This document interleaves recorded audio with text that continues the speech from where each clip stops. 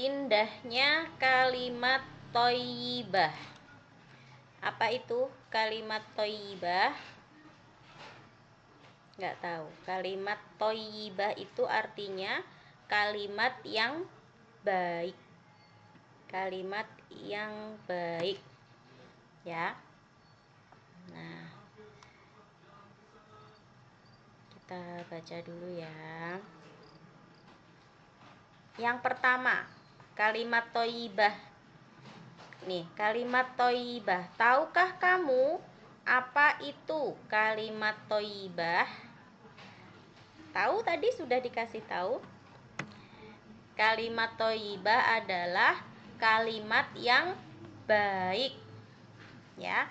Kira-kira kapan saja kita harus mengucapkan kalimat yang baik ini? Kalimat thayyibah ini. Dan kenapa kita harus mengucapkannya? Kita baca dulu. Kita baca dulu biar tahu ya. Kalimat thayyibah adalah kalimat atau ucapan yang baik.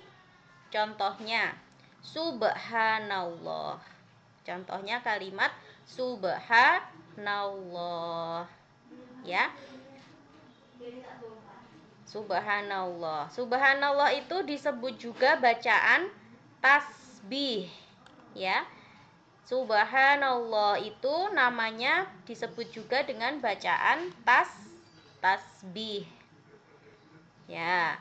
Kenapa kita harus membaca subhanallah, atau kapan kita harus membaca subhanallah? Coba sekarang perhatikan gambar ini. Ini ada gambar apa ini? Petir. Ada gambar badai petir. Nah, ini yang satu lagi di darat, yang satu petir yang ada di laut. Kira-kira kalau dalam kondisi seperti ini, apa yang kita rasakan? Takut ya pastinya ya. Takut kena petir. Serem sekali ya lihatnya ya. Nah, kira-kira apa kalimat thayyibah yang harus diucapkan ketika kita melihat atau mendengar petir?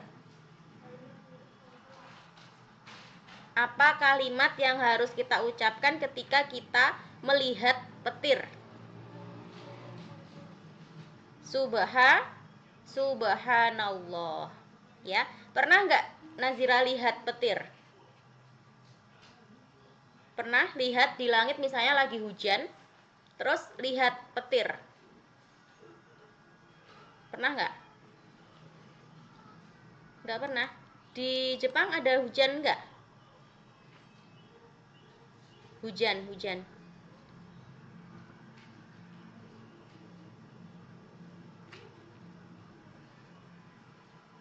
Ada petir nggak di sana?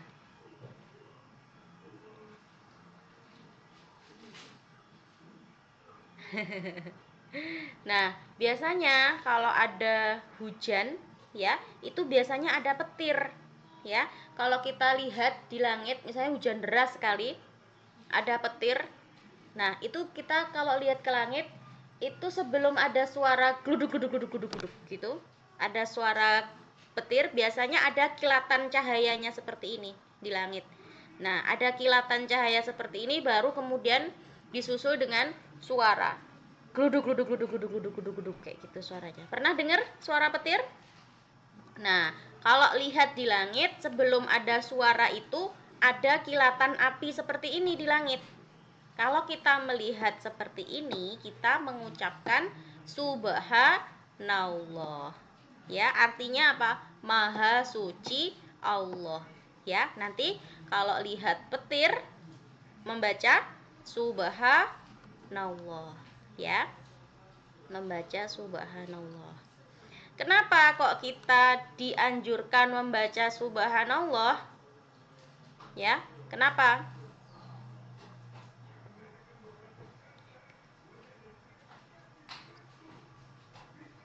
Karena hanya Allah yang bisa membuat seperti itu. Kita baca ini ya. Kalimat subhanallah mempunyai arti maha suci Allah.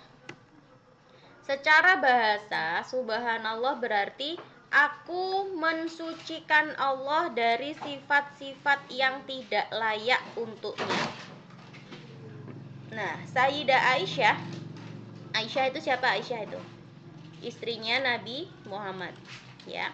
Sayyidah Aisyah dalam sebuah riwayat menyebutkan bahwa orang Arab ketika mendapati sesuatu yang tidak mereka inginkan, ya, dan mereka berkeinginan untuk mengagungkan Allah, mereka mengucapkan subhan. Jadi orang Arab dulu ketika mereka itu melihat atau mengalami atau merasakan sesuatu yang tidak mereka inginkan, misalnya kayak petir tadi, kita nggak ingin ada petir kan, kita takut kalau ada petir kan. Nah, orang Arab dulu itu kalau lihat seperti itu mereka bilangnya subhan, subhan katanya gitu, ya. Nah, ketika seseorang menyaksikan atau mendengar sesuatu yang tidak sesuai dengan keagungan Allah, maka seseorang dianjurkan untuk mengungkapkan subhanallah. Nah, oleh karena itu kita dianjurkan mengucapkan apa? Subhanallah. Kalimat subhanallah disebut juga bacaan tasbih. Ya, diingat-ingat ya. Subhanallah tadi disebut dengan apa? Bacaan tasbih. Kalimat tasbih ini ungkapan untuk memuji Allah. Zat yang paling suci di alam semesta ini hanyalah Allah. Maka sesuai dengan artinya, kalimat ini mengandung makna penyucian nama dan zat Allah Subhanahu wa taala. Nama Allah harus tetap suci dari segala bentuk kemusyrikan dan kekurangan, karena Allah lah pemilik segala kesempurnaan. Semua yang ada di langit dan di bumi bertasbih kepada Allah, memuji kebesaran Allah. Firman Allah dalam surat Al-Jumu'ah ayat 1. A'udzu billahi minasyaitonir rajim. Yusabbihu lillahi ma fis samawati wa ma fil ard wa ma fil ardil malikil Qudusil Azizil Hakim. Artinya, apa yang ada di langit dan apa yang ada di bumi senantiasa bertasbih kepada Allah, Maharaja yang maha suci, yang maha perkasa, maha bijaksana. Jadi semua yang ada di langit, ya, apa saja yang ada di langit itu? Semua yang ada di langit apa? Ada matahari, bumi, bulan, bintang, ya, semua yang ada di langit. Dan apa yang ada di bumi? Semua yang ada di bumi. Kita, manusia, hewan-hewan, tumbuhan, semuanya, batu-batu, pasir, gunung, lautan, pohon-pohon, ya, semua itu bertasbih kepada Allah, ya. Jadi jangan dikira pohon-pohon, batu-batu itu diam saja, tidak. Mereka bertasbih kepada Allah. Setiap hari mereka bertasbih kepada Allah, ya. Tapi kita tidak tahu caranya seperti apa. Kita tidak bisa mendengar. Tapi mereka semua mengucapkan apa? Subhanallah. Subhanallah, maha suci Allah. Kita nggak bisa mendengar mereka bertasbih, tapi mereka setiap hari bertasbih kepada Allah. Percaya nggak kira-kira kalau pohon, batu, semua yang ada di langit dan ada yang di bumi ini semuanya memuji Allah? Percaya nggak kira-kira? Dipakai. Percaya nggak kalau semua benda-benda yang ada di langit dan semua yang ada di bumi ini semuanya memuji kebesaran Allah? Percaya? Percaya. Karena apa? Karena ada di dalam Al-Quran. Semua yang ada di langit dan yang ada di bumi selalu bertasbih kepada Allah. Tapi kita tidak bisa mendengar, manusia tidak bisa mendengar. Tapi kita harus percaya bahwa semua makhluk ciptaan Allah itu memuji Allah. Ya. Bertasbih artinya mengakui keagungan Allah. Tidak ada yang berkuasa selain Allah dan mengakui kelemahan serta keterbatasan kita sebagai manusia yang tidak memiliki daya dan kekuatan. Jangan kresek-kresek. Nazira lagi apa sih, mainan kabel ya? Kok suaranya kresek-kresek ininya? Ya. Bertasbih atau mengucapkan subhanallah itu berarti kita mengakui bahwa kita ini makhluk yang lemah. Ya, kita ini mengakui bahwa kita ini tidak bisa berbuat apa-apa tanpa Allah. Bisa nggak kita bernafas sendiri kalau nggak dikasih sama Allah? Nggak bisa. Bisa nggak kita mengalirkan darah sendiri? Darahnya bisa mengalir sendiri kalau bukan karena Allah? Nggak bisa. Ya. Jadi kita mengakui bahwa Allah itu maha besar. Kita mengakui bahwa Allah itu maha semuanya, yang memiliki semua kekuatan itu adalah Allah. Ya, dengan mengucapkan subhanallah berarti kita mengakui bahwa Allah itu maha besar. Bahwa kita mengakui bahwa Allah itu yang berkuasa terhadap semuanya, dan kita ini adalah makhluk yang lemah. Kita ini adalah manusia yang terbatas. Kita ini nggak bisa apa-apa kalau tidak karena Allah. Gitu ya, Mak, paham ya sampai sini ya? Kalimat thayyibah subhanallah juga diucapkan ketika mengingatkan imam dalam sholat, ketika lupa bacaan atau gerakan sholat bagi makmum laki-laki. Nah, ini perhatikan. Jadi, kalau kita lagi sholat jamaah, ya, terus imamnya lupa. Misalnya imamnya lupa lagi baca surat panjang, misalnya surat lam yakunil ladzina kafaru min ahlil kitabi, terus lupa. Ayatnya lupa misalnya. Wal musyrikina mufakkina. Nah, harusnya dibaca mufakina, dia bacanya wal musyrikina fi nari. Nah, salah kan berarti dia baca suratnya. Nah, bagi makmum yang di belakangnya, cara mengingatkannya gimana kalau imamnya lupa bacaan tadi?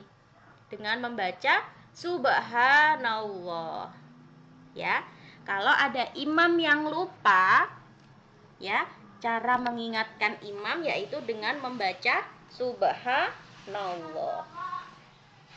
Misalnya imamnya lupa. Ya. Harusnya dia atahiyat. Awal. Tapi karena imamnya lupa, lagi nggak fokus misalnya, dia langsung berdiri. Habis rakaat kedua, dia nggak atahiyat awal, tapi dia langsung berdiri. Nah, caranya gimana? Makmum yang di belakangnya itu kalau mengingatkan imamnya tadi salah. Hei, salah woi. Gitu nggak? Enggak, karena dalam sholat nggak boleh ngomong. Ya, kalau ketika sholat terus ngomong, berarti sholatnya batal. Cara mengingatkannya gimana? Cara mengingatkannya dengan membaca subhanallah. Itu kalau makmumnya laki-laki. Tapi kalau makmumnya perempuan, misalnya abinya Nazira jadi imam, terus yang jadi makmum Umi, Nazira sama adik. Nah, misalnya Abi lupa nggak duduk atahiyat awal, tapi Abi langsung berdiri misalnya. Nah, Umi cara mengingatkannya gimana? Dengan bertepuk 1 kali, tapi bukan tepuk tangan gini loh ya, nggak boleh tepuk tangan ya. Nanti sholatnya jadi batal. Tepuknya sekali aja. Gini ya. Cara mengingatkannya kalau perempuan dengan cara bertepuk. Tapi kalau laki-laki dengan membaca subhanallah. Gitu ya, paham ya sampai sini ya. Nah, terus subhanallah ini dibaca ketika apa lagi? Tadi yang pertama ketika melihat petir misalnya. Terus ketika mengingatkan imam kalau imamnya lupa. Terus dibaca ketika apa lagi? Ketika berzikir sesudah sholat, ya kan? Kalau habis sholat kita baca zikirnya gimana? Subhanallah, subhanallah, subhanallah sebanyak berapa kali? Berapa kali? 33 kali.